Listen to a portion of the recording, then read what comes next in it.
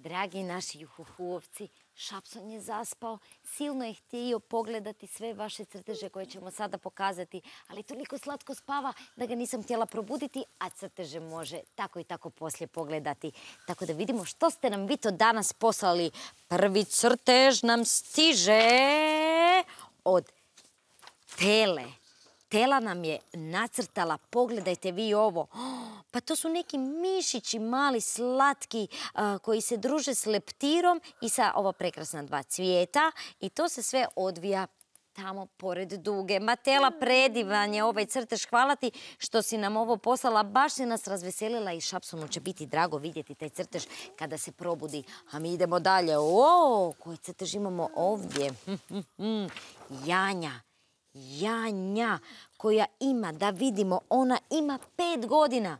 Pogledajte vi ovo. O ovom crtežu dalo bi se svašta raspravljati. Što bi to moglo biti? Janja je otvorila svoju maštu i poigrala se, zaigrala se s ovom crvenom bojom.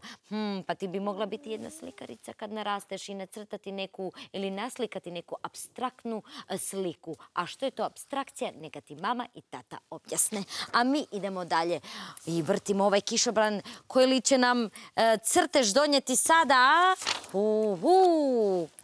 Šapson, ajme Šapson. Asija 8 godina je nacrtala Šapsona koji spava. Biće tužan kada mu kažem da je spavao dok je bio na redu crtež samo za njega. Znači, predivan crtež. Asija, toliko si se lijepo potrudila.